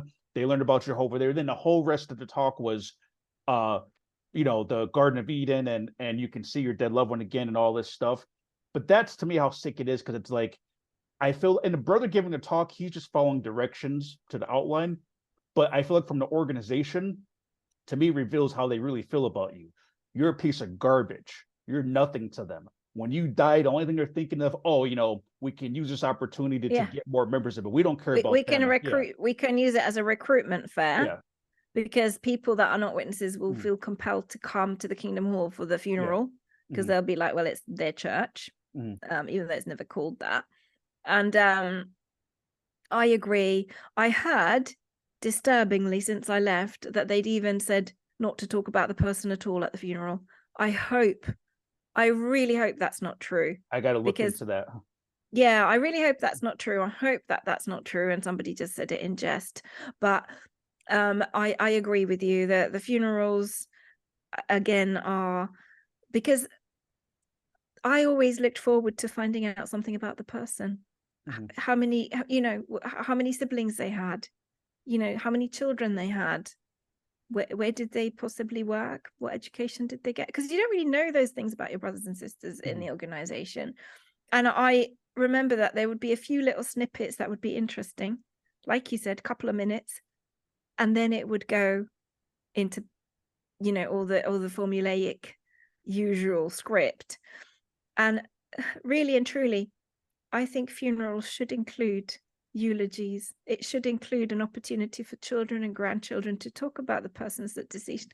It should have an opportunity for their work colleague of 50 years or their boss of 30 years to be able to say, I enjoyed working with this person. I'm going to miss them because of this. Why can we not celebrate the person's life? That's another thing. Like, what's wrong with why letting is it wrong to celebrate a person? That's not worshiping a person. That goes to the holiday celebration, because again, what's the real reason they don't want you celebrating anything? That's a perfect example. They want you so low that they can push you around. They want you so low that you're dependent on the organization for everything. And they want you so low that you're not going to question anything because you don't have the time, the energy, or the bandwidth. And so another point that I want to mention too is like with privileges. So there are people that step down for legitimate reasons who don't want to serve as elders anymore and pioneers, but the announcement is the same code announcement. And I think that's done to discourage people from stepping down, because if a brother wants to step down for noble reasons, why can't there be like in the military, they have an honorable discharge and a dishonorable discharge. So they do that because it's important that people understand that this person didn't get kicked out of the military, they're honorably discharged. Like, that's important to a person's status. Why can't witnesses have the same thing? What would be wrong with simply saying, say if an elder steps down for noble reasons, hey, brother so-and-so, he's choosing to step down, we miss him very much, we appreciate his work, and we'll be happy if he ever wants to become an elder again. Why is that not allowed? There's nothing wrong with that. They make it the same code announcement. And what that does is it always causes gossip. So when you hear someone's not an elder anymore, everyone assumes they did something wrong. Nobody really knows the truth except people close to that person. And I think that's done too, so that people don't step down. Because if people could step down honorably, I think you have a lot more elders stepping down, a lot more. But anybody who steps down knows that it's going to be humiliating. You're going to be embarrassed now. So nobody wants that announcement of, oh, he's no longer serving as an elder. Even if a pioneer steps down, it's the same code announcement. This so-and-so is not a pioneer anymore. Why? They want to keep you trapped. People, and they want to then, it causes gossip because people think, well, did they step down for good reasons, or did they step down because they did something wrong? And just to give you an example of a case that I know about, a young sister who had been studying and became a witness was sexually assaulted by a brother. She had studied with the brother's wife to become a witness, and the couple had asked her to look after their children. So the witness couple that this young new sister had considered, really, I suppose, her spiritual family in a way, certainly considered the wife, her sister, and spiritually probably a mother. She was taking care of the children. He came home before the wife and he sexually assaulted her. Now, when the elders found out, they did believe her. So quite often was he an elder too, or no? No, he was a ministerial servant. So quite often they don't believe the woman, but they did believe this young sister, which I'm grateful for. They removed him as a ministerial servant, but he told everybody he did it because of family responsibilities and commitments, that it was too much to be a min-serv. So he She felt so uncomfortable that she had to move congregation. She couldn't cope with being in the same congregation. 2 years later, the brothers contacted her and said, do you mind if we make him a ministerial servant again? Can you forgive him? You should forgive him. So they started to put pressure that you should cover over with love what's happened and allow him to be a ministerial servant again. So can you see that he got away with it? Yes, it caused problems with his wife. Yes, it caused problems because he wasn't believed by the elders when he denied it. And they did remove him as a min-serv temporarily. But ultimately, she lost the new family she thought she had in the congregation, felt horrendous, had to change congregation, really struggled. And did she get justice? I'm just asking a question. Do you think she got justice? That's something I want people to listen to this particular podcast to think about, because those stories are far too frequent. And it's too often that people's rights are violated, especially women in the organization. The abuse rates in the organization are the highest towards women, girls, and women. Now that's because unique. men run the congregation. They do. And they have So a lot what of I'm power. saying, what I'm questioning is, I would say the other religions generally get into trouble for young boys being molested, whatever. It's interesting that among witnesses, it's the women and girls. So it's a particularly dangerous place for women. You have no rights. You are at the mercy of the men around you. And many of them are not the sort of men you want to be around. I'm sorry to say. Yeah. And that goes Not to really. like the whole religion, because we're always told that the appointments are from Jehovah. Well, doesn't Jehovah see these things? Why is he appointing men that get involved in stuff like this? But then when you try to say something, they say, oh, they're just imperfect. And then they like to use Yes. King David as an excuse. So like, oh, look what David did. But that's how they get away with it. But then they still expect us to believe that Jehovah's running the elders and he's appointing them, and you can't speak against them. And let's also not forget that King David, when he was pulled up on what he did, he took responsibility. Okay, yeah, Jehovah didn't cover it up. Yes, okay, so that Jehovah sent a prophet to confront him, at which point he admits it. Okay, he showed humility. Yes, he did sin in a big way, but he showed humility, and he also paid the price, because there was consequences. There was horrible consequences for his family. I don't want to say all witness elders and men are horrible people. My own father is an elder, and I know he's done his best to be just in situations. I'm proud to say that when I was growing up, that congregation was a peaceful one. There was very, very few disfellowshippings. As far as I know, there wasn't loads of problems. A lot does depend on the elders themselves and to what degree they follow the policies of the organization. But I know that elders who stick their neck out, for example, to stop somebody being disfellowshipped when they think they shouldn't, can lose their position for that. So to keep that position of an elder, you are expected to follow whatever guidance and guidelines and policies an elder's handbook says. That's just how it is. That's just how the game works. And that's a perfect... because they get involved in people's lives to such a degree, that is why the child abuse is going to bring down the organization. Because in the eyes of the law, if you are getting involved in sexual matters and allegations of child abuse, then you are taking that responsibility on as an organization, as an entity. That's why there's cases all over the world questioning their child abuse policies, and also individual elders now starting to be imprisoned, arrested, fined for failing individuals. And I think there's also going to be a lot of revelation and exposure of the very, very questionable finances of the organization. But I think the combination of those two is going to destroy it. It's already on that path. Like you said, they're asking for money. And one of the founders said something years ago that if we ever ask for money, then we've lost God's favor. They've said that. They've probably burnt those books, but they did say that. People like myself who've been in the witness sphere for decades, there's so much just in our memory that is already damning, that no amount of burning books is going to erase that. the biggest problem the organization now has, or one of the biggest problems the organization now has, is the aging population of the organization, because they will remember what was said. My parents would be able to tell you what was said about 1975. It's interesting that I was born after that date, you know? I think because the end didn't come, then they probably revised their mind about having children in this system. If they hadn't, I wouldn't be here 50, all this time later. So you almost gave away your age. I nearly did. I'm not 50 yet, but I'm heading towards it.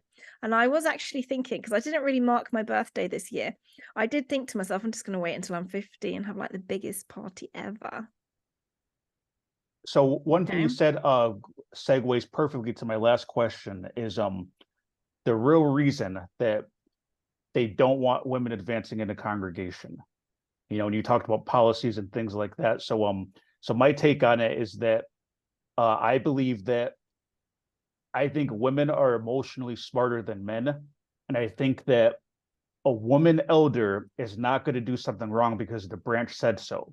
So a woman elder is not going to tell a child abuse victim, well, no, the branch said that, you know, not to report it. She's going to do the right thing. And I think that they know that women, you don't want to mess with women, especially when it comes to serious issues. They can't be controlled by position. And I think the organization knows that men have a problem with ego. So an elder who's a man is more worried about his position. So if he doesn't do what the branch says, he's going to get deleted. And as we talked earlier before, there's that announcement, that humiliation of, oh, you're deleted as an elder. So men are more likely just to just do whatever they're told. Oh, the branch said this. Oh, you know, sometimes we get direction we don't understand. And I think they know that women are not going to put up with crap. They're not going to do something just because a circuit overseer or the branch said something. And I think they're afraid for that reason. So I don't know what your thoughts are on that theory, that that's probably the real reason they don't want women serving as elders or in any position in a congregation. I'd say that's a big reason. Yeah, no, women given a voice is definitely a dangerous thing. Because like you said, and I think it's really nice to hear a man like yourself admit that. Because you know you're probably breaking the bro code and stuff, but it is true. I was giving you an example earlier about politics. Men go into politics to make a name for themselves and have a position. Women go into politics to make a change. That's why you don't get many female politicians, and the ones that you do get death threats, because they actually would put their neck out to change things. Many of them anyway, not all. Obviously some of them might be in there for the ego game. Yeah, I think that's true. And like I said earlier, they won't make you an elder unless they know you're going to follow direction. That phrase is used a lot. Follow direction. You must follow direction. Well, who's directing you? When you get to the realization, like I did, that this whole thing is not being directed by God, and this whole thing is not being Holy Spirit directed because of the evidences in what they do or fail to do, and the attitude they show in absolute resistance and lies towards authorities, when you realize what the source is and that it can't be God, then what are you then upholding? But I also think that a lot of men will not leave witnesses because a lot of witness men don't really have education because they've been told that they shouldn't have one. They don't really have a good career because, again, they're told not to have one.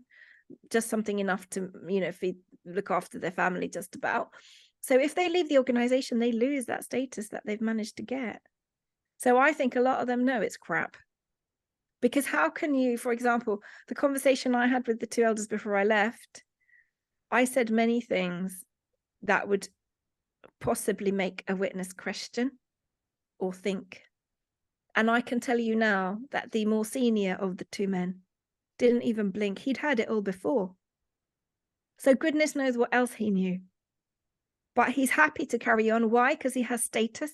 His family are witnesses, keeps his kids under control, especially his daughter. So I just think, I don't know, it's going to be very interesting. I still have a faith in God. I believe they're going to be judged for what they do.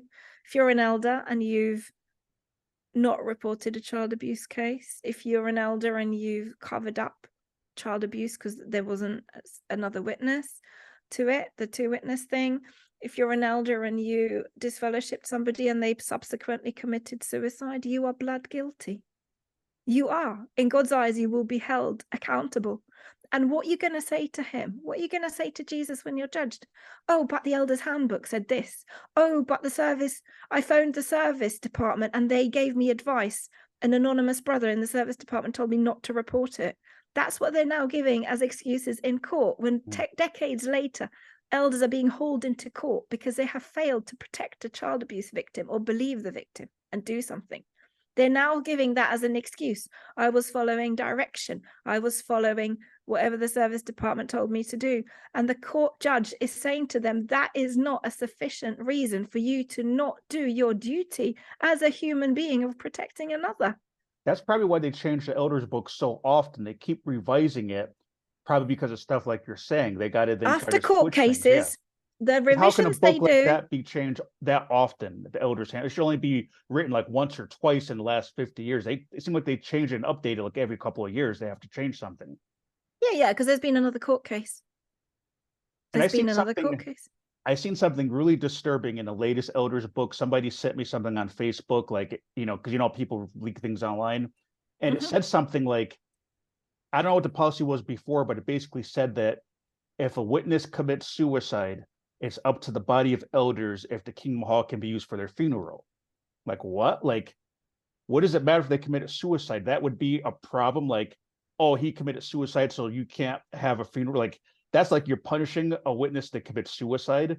So the advised version, I don't know what the previous direction was, but it was basically saying it's up to the body of elders if they allow the Kingdom Hall to be used now for a witness that committed suicide. So it's kind of like they're trying to maybe make an example out of a witness that commits suicide, like maybe putting that stigma on, like, oh, they can't even have their funeral here because they betrayed the organization. But that's kind of sick, though. I'll send it to you if I can find it again. But it was sent to me like the elders book, or no, it wasn't the elders book. I'm sorry, it was an announcement to the elders. An announcement was letting them know the changes to make note of the new elders book. So they got a new elders book, but then they had an announcement to the elders that outlined it, the changes to pay attention to. And that was one of the changes that was made, is that if someone commits suicide, it is up to the body of elders if they will allow the Kingdom Hall to be used for the funeral. So I don't know. That's interesting. I didn't know about that. I remember at the time, the time I was a witness, because I was a witness from a very young child all the way till 3 years ago. At one point, the belief was that if someone committed suicide, it was a sin, they would not make it to paradise. Then they revised it and said, actually, God is so loving that he could see that a person is very disturbed at the moment of committing suicide. So he would forgive that person and they would have a chance of being in paradise. So that was how it shifted. I was very relieved because I also thought that that's more reasonable. God can see your mental state. Nobody in a I would say, okay, so it is a choice, committing suicide is a choice, but I have worked with people that are actively suicidal or suicide risks, and I would say that at that moment that's the only option you can see, and it also isn't normally the only option. So that there's definitely an momentary extreme instability of your thinking and mind being not thinking it through. Basically, most people that get to a point where they try to commit suicide jumping off a building regret it within seconds before they hit the ground, and some of them have survived to say that that's what's happened to every single one of them. So it is really and truly, it is an attack on the mind. It is a momentary thing. So if you can get people to even talk about it, you can normally reduce the risk. I think it's interesting that they're getting funny about the Kingdom Hall being used. I don't know what the reason for that would be. I don't know actually what the practice has been in the past. But I have definitely been, I'm trying to think if I haven't been to a Kingdom Hall funeral that was suicide. I have been to ones in crematorium facilities that was suicide. I think I understand that adjustment now, because from what you're saying, that the thinking used to be that they would not be forgiven by Jehovah.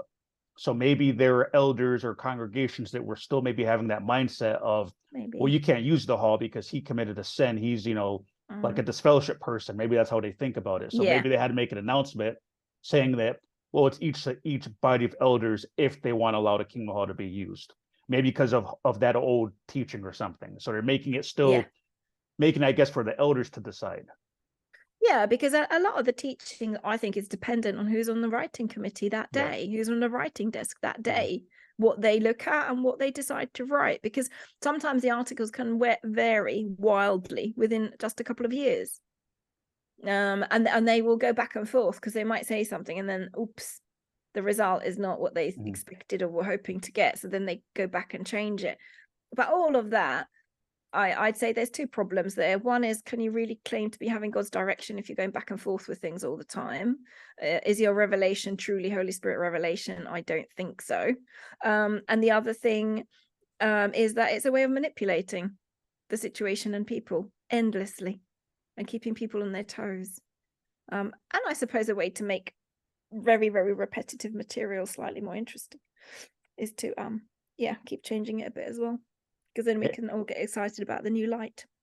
And one point I forgot to mention earlier is that when we're talking about the real reason they don't let women advance in the congregation, so they're so afraid of women. This is what I think, that even if a husband has a wife that's maybe outspoken, that can threaten them. So there's brothers that don't get appointed as elders because maybe the wife has a certain personality, you know. Oh, And I remember that being said to me about an elder whose wife did have a heart and personality. It had held him back. And things she said, because she would say things, would hold him back. So again, it's almost like a Victorian thing. There's a Victorian saying they used to have here that children should be seen, not heard. Actually, as a witness woman, you're not to be seen and not to be heard, because they don't want you to dress in a way that draws attention to you, but they also don't want you to speak. As a witness woman, you're only really useful for the door-to-door ministry. So you're useful as a pioneer. You're useful as a subservient wife. I know many witness men think that women are expressly put here on earth to serve them. That's their thinking. They don't understand that man and woman were actually created to be equal. And if you read very carefully the chapter that talks about marriage, you're only really meant to submit to your husband. If you read that whole chapter in its entirety, it says very clearly that you submit to your husband. You don't have to submit to any other man. You really don't. If I'm married to Bob, I submit to Bob. But Peter, who is not my husband, I do not have to submit to. If he's my boss at work, I might to some degree, okay, because it comes with his position there. But if he's just my neighbor, no, forget it. I don't have to particularly submit to him because he's a man. I can take things from him at the same value as I'd take from his wife. They would have the same amount of authority over me, which would probably be 0. So, or whatever I choose to give them in that moment. That's a very big lie used by witnesses against women, but it's also unfortunately used by some other Christian churches. But if you read that chapter from start to finish, it's very clear. Submission is only in marriage, nowhere else. And if you also read the New Testament or Greek scriptures very carefully, you'll find that Apostle Paul refers to a female apostle. There's a woman who was a deacon presiding over a congregation. There's many of those women in the early Christian congregation had positions akin to men or sometimes above men. Those were God-given, Holy Spirit assigned. Yeah, and there's a female judge too. I forget her name, but in the Old Testament, there's a female judge. Yeah, and this was a point I made in my very last conversation with the elders. I was very open about some of my spiritual experiences, and God was speaking to me already in different ways, communicating with me. And I said, the organization is more backward than ancient Israel, because in ancient Israel, you did have women that were judges and prophets. But in the organization, a woman can have no position or no voice at all. And I actually put that scenario to them. I said, what if God starts giving me prophecies? What am I to do here with that? I wouldn't be able to share it with anybody in the congregation because as a woman, I wouldn't be allowed. So I said to them, I cannot remain here. There's no space, no place for me. And I do believe that many sisters are trapped by the enemy in the organization when they actually would have amazing callings, amazing walks with God if they left. They have been tricked and kept as maids, essentially. Yeah, and with that being said, I wanted just to ask you, like, so since leaving the witnesses, going from being a witness where the only thing you can do is pioneer at the very most and give a Bible demonstration on stage, what are some of the things you've been able to do, leaving that mindset behind and seeing that you're not worthless, that women are just as capable of taking the lead and organizing and doing all types of stuff? So I've had incredible opportunities. God has really, I believe God is behind it, actually. So I believe like so many doors have opened for me. I've got a completely new, sorry, I'm just going to sip this. I've got effectively a new career. I've got many connections now in the music industry. I'll be doing work there, and also the media. I was given an opportunity to have my own radio show. It came after I became involved with an organization that is to do with music, where I was given an opportunity to present at an event and be introduced to lots of people. I got the radio show because I'd gone on a radio show to talk about my experience leaving witnesses. And the radio show founder thought my story was so interesting, he got me back to talk about it more on his show. And that's how I got to, and then I went back with the other presenter. I used to go back once a month when she did a faith-based show to talk about my journey and what I'd learned. So I got to know them, and then I was offered my own show. And that's led to me now being given opportunities to present, to do podcasts. With the music stuff, I've been involved in numerous amazing show productions and events in different capacity. Quite often I deal with the marketing, PR, promotion side. Sometimes it'll be more the kind of day logistics, and just learning so many new skills, and people offering me incredible opportunities.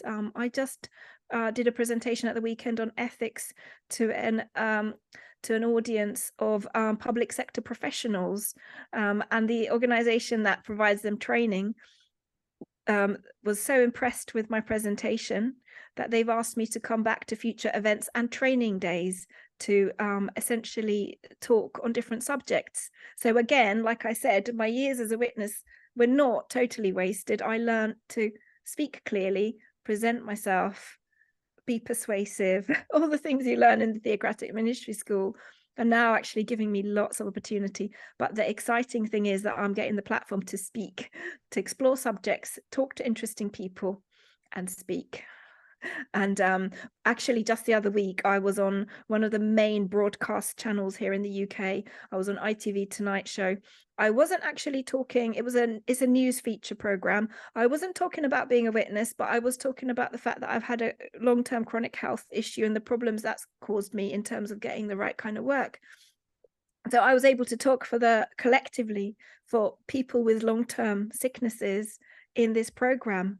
And again, as a witness, all those opportunities as a witness, I would have turned down because I would have thought it's too much promoting myself effectively or using my voice, or it's distracting me from meetings and ministry, and I shouldn't be seen to be doing other things. You'd be around bad association, according to them. Exactly, coming across all kinds of people. So I found a complete freedom, a freedom to be me, to do the things I was probably always meant to be doing anyway. And it feels very natural. It feels exciting.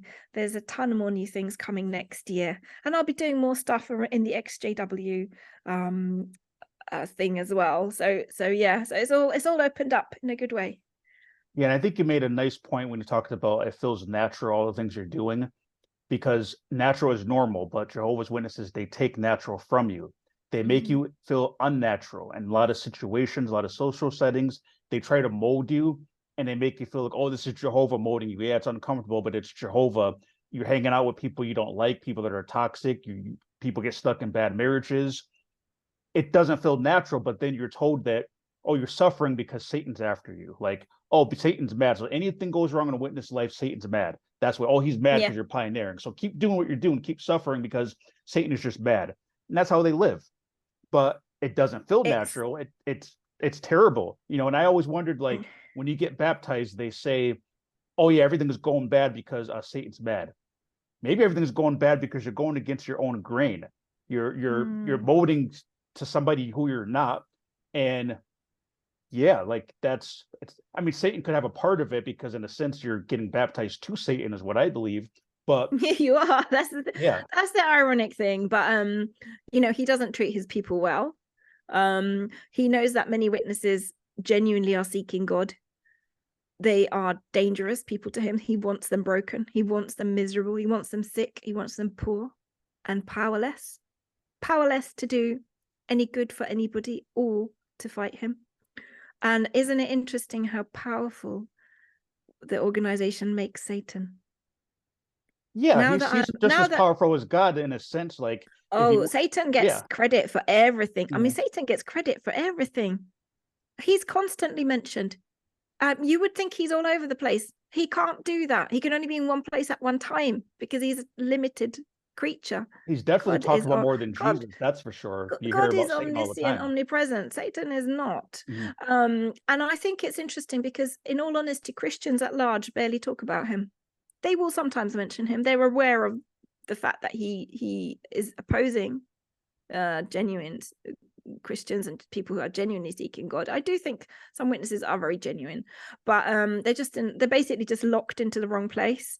And I do believe it's God's purpose to break them out of the witness organization and bring them to him, bring them to Christ. Very important. And it's going to happen for every single one that is there, that is trapped, that is genuine. They will be brought out one by one. It'll be different things for different people, and the whole organization will come crumbling down, but I don't know exactly the time scale. That depends probably on a mixture of court cases and exposures that are in the offing. I do think it will get to a point where we will have an awful lot of people leaving witnesses, and they're going to need a lot of support and love and rehabilitation and restoration. But I'm hopeful that whatever way people come out, it's always for the better. And nowadays we have the internet, so there's support groups, there's information out there. And I'm convinced that every single witness, if they really started to research something outside the organization's library, which I always thought was insulting even as a witness, they're insulting your intelligence by telling you cannot read outside the organization.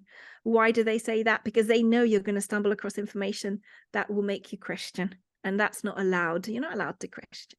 Yeah, and Not that also really. makes Satan stronger than Jehovah, because what they're essentially saying is we're getting all the spiritual food from God, right? Meetings, conventions, assemblies, all it's all Jehovah force feeding us. Also, we got this overflow of spiritual food. Yeah, if I watch one so-called apostate video that's 10 minutes long, it's dangerous. Yeah. That would imply that a so-called apostate is stronger than God's word. How could that be dangerous? And all this stuff is from Jehovah, so it doesn't add up. That's really making even a word of an apostate stronger than God's word, according to them, because it's so dangerous.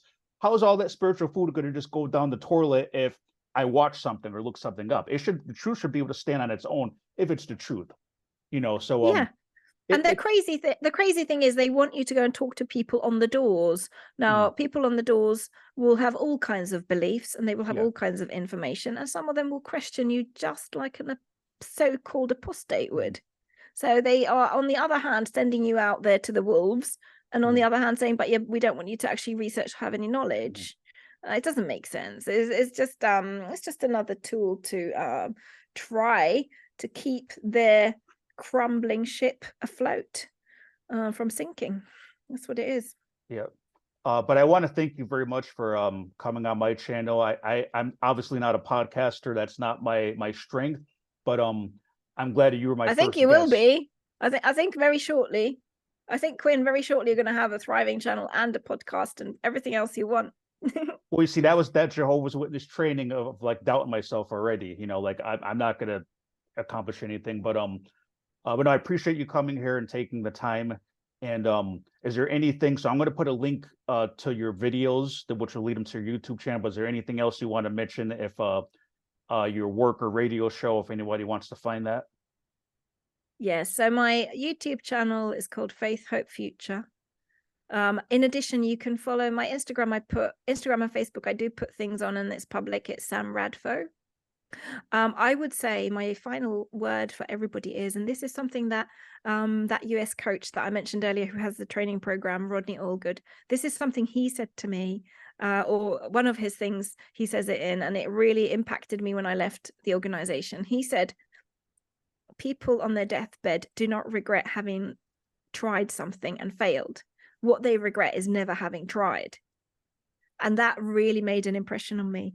And that's why when I've had some opportunities come my way and it's been a bit scary, I've still thought to myself, have a go, Sam, try it out.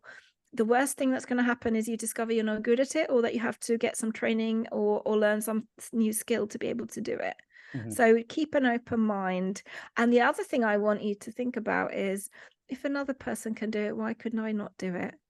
Okay, there's going to be some things you have natural ability and gifting and skill for, but if you have it's even proven scientifically, if you have an average IQ to, I think, 125 thereabouts, you can pretty much master anything. And a lot of people have that level IQ. Don't limit yourself. Don't forget, and this is now for those who have a faith still, Jesus said that his followers would do greater things than he did. And what did Jesus do? He turned water into wine. He fed 4,000, 5,000 people. He healed people. He did incredible things. And yet he said his followers would do greater things. So don't limit what Holy Spirit is going to do through Christians in this era. We're going to see some incredible things. And sadly, it is not going to be in the organization.